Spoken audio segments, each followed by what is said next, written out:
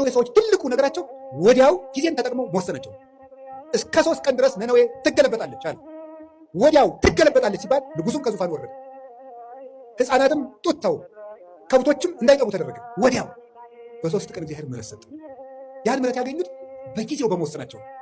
መታረቅ ካለባችሁ ዛሬ በቃ ከዛሬ በኋላ ይበቃችኋል።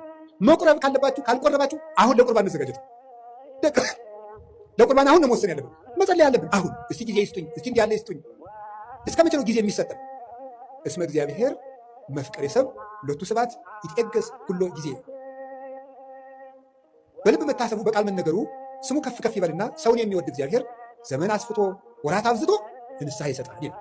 ቅዱስ ዮሐንስ እስክንድርያ ሃይማኖተ አበው ምዕራፍ 52 ቁጥር 26 ላይ ሲናገር ወራት አስፍቶ የሰጠን ለንስሐ ነው፣ ለመዳን የሰጠን እንጂ እንጨቃጭቅበት አይደለም።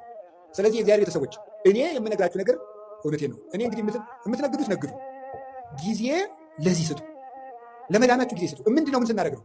ስናነብ መጽሐፍ ቅዱስ። ምንድነው ስናደርግ ነው? ንስሐ አባት ስንገር፣ ስንጸልይ፣ ከቤተክርስቲያን ጋር ያለን ግንኙነት ጥብቅ ሲሆን ጊዜ ለመዳን እንጠቀምበት። እግዚአብሔር የመዳን ጊዜ ሰጥቶናል። ክርስቶስ ከተወለደ ጊዜ ጀምሮ ያለው ጊዜ የመዳን ጊዜ ነው። በመድኃኒት ቀን እየታመምን ያለን ደግሞ እኛ። በመዳን ቀን ሰው ይታመማል፣ ሐኪም እያለ ይታመማል፣ ሰላም እየተለት ሰው ይታወቃል። እንዴ ንግሥተ ሳባ ትትነሳ ወትትፋታ ለዛቲ ትውልድ፣ የሳባ ንግሥት ተነስታ ይችን ትውልድ ትፋረዳታለች።